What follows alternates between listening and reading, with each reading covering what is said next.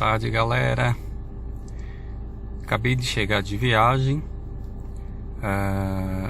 O destino, para variar, foi Minas Gerais,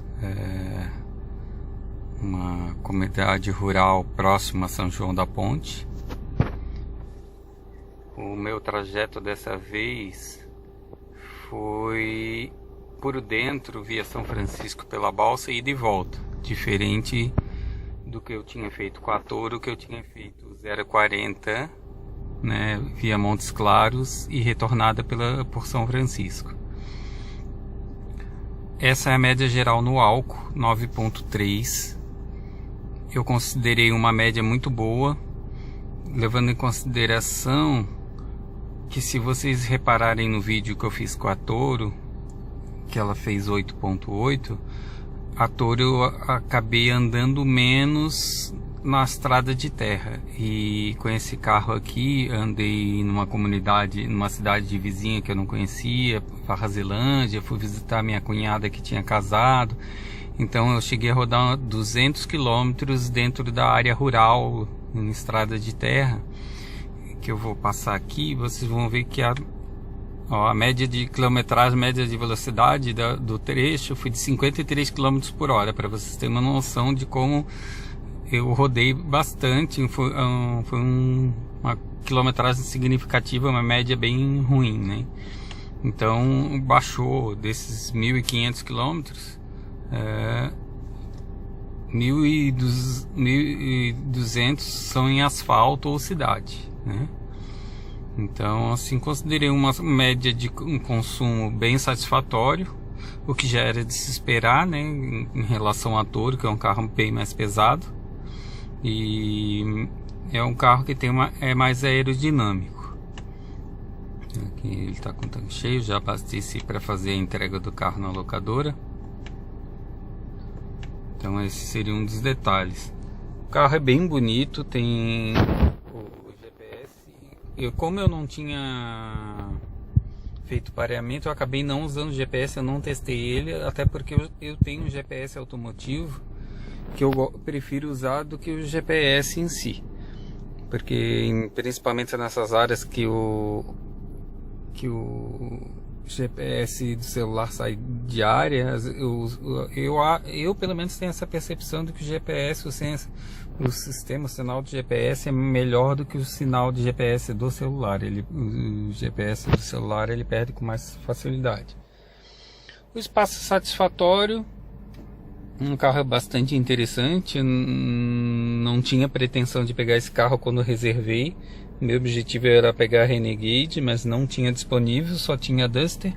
E a Duster automática, ela consome muito combustível. Então eu ia até optar em pegar um SUV mecânico do que pegar um carro automático. No caso, me fizeram uma diferença bem pequena em cima do carro, uma negociação interessante, então eu acabei optando esse pelo câmbio automático. Eu vou mostrar um pouquinho aqui por fora. Você vai reparar que ele está bem sujinho. O carro é bem bonito. Por incrível que pareça, é uma calota. Eu só fiquei sabendo porque eu li uma reportagem em que mencionava, e que eu peguei e parei para olhar de perto mesmo. Mas é uma calota que não parece ser calota. Então é um carro que tem um design bonito. Ele já tem o LDR. Então nas rodovias não há necessidade de ficar com o farol baixo aceso. De comportamento do carro, eu achei que, por ser um crossover, em duas pessoas que ele estava mais leve, ele pulou bastante, assim, ele ficou um pouco desconfortável.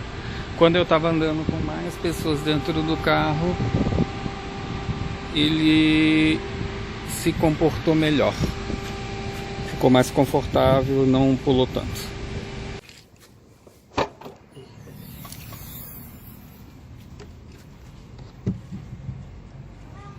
Ele tem um espaço de porta-mala bem generoso, atendeu bem às necessidades da viagem.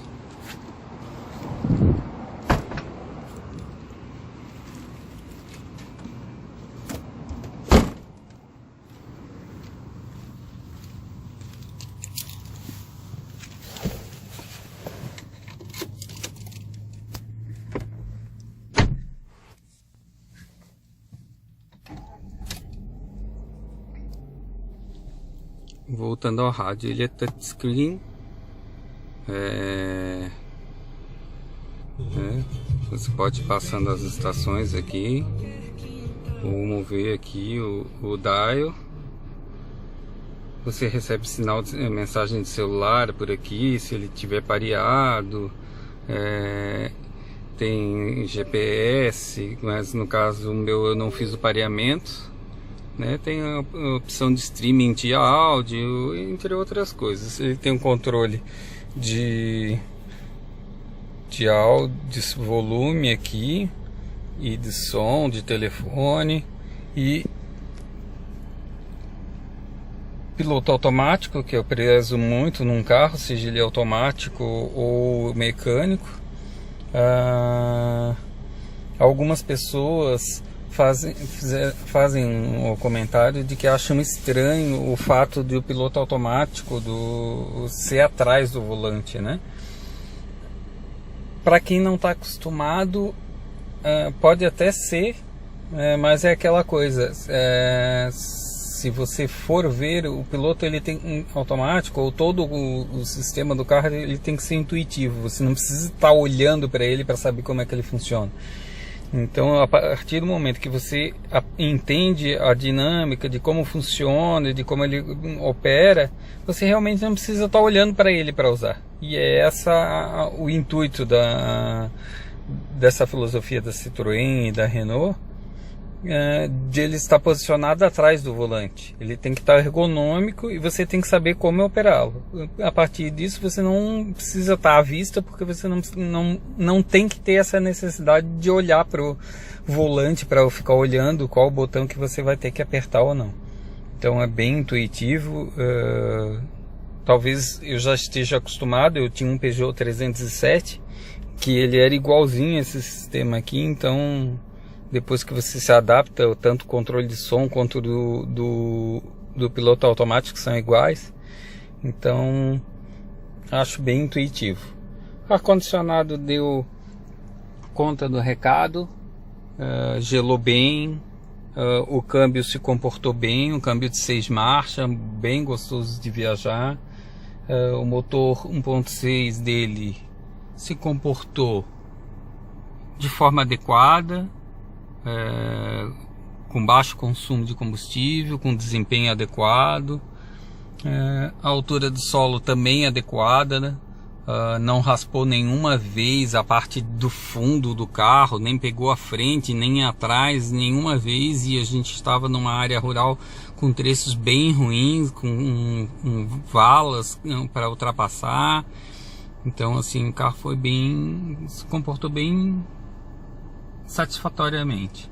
E outro aspecto que eu gostei bastante é o consumo, que eu já tinha mencionado, e na estrada ele tem um comportamento gostoso. Então, assim, para quem opta por um SUV, um crossover, mas com pouco uso dessa opção, ele é um automóvel de passeio muito eficiente no asfalto, e dá para o gasto na estrada de terra, no pavimento ruim. Comparado com a Fiat Toro, que foi o carro que eu fiz a última viagem, que eu vou deixar o link aqui para vocês, a Fiat Toro é bem mais confortável, mas é uma filosofia de carro diferente. Como eu mencionei, o crossover, ele em 2 pessoas, mais leve, ele pulou um pouco.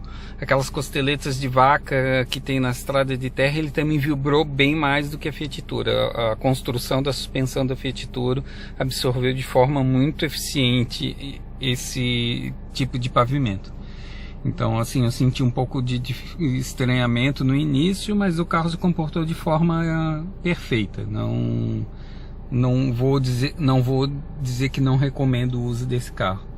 Eu quero fazer uma próxima viagem para esse caminho de São Francisco, que eu ainda não fiz, com a Renegade, até para ter uma comparação mais entre os modelos Toro, Renegade e o Peugeot 2008. Eu já viajei com a Duster se comporta muito bem nesse trânsito, nessa estrada, mas o problema da Duster é o consumo da versão automática. Se você optar pela versão mecânica, ou agora de repente essa versão 1.6 CVT, eu não sei qual é o consumo desse carro, de repente seja uma opção interessante. Eu agradeço de novo a atenção das pessoas que estão aqui assistindo, e esse é mais um relato de uma viagem com o carro alugado, de novo, carro da Localiza, né? Eu costumo pegar o carro deles, e nos vídeos que eu já postei tem o explicativo de porque normalmente eu pego o carro deles, tá? Não é nenhum patrocínio nem nada disso, é uma questão pessoal que me favorece a continuidade de pegar sempre o carro com eles. Um abraço a todos aí, até a próxima.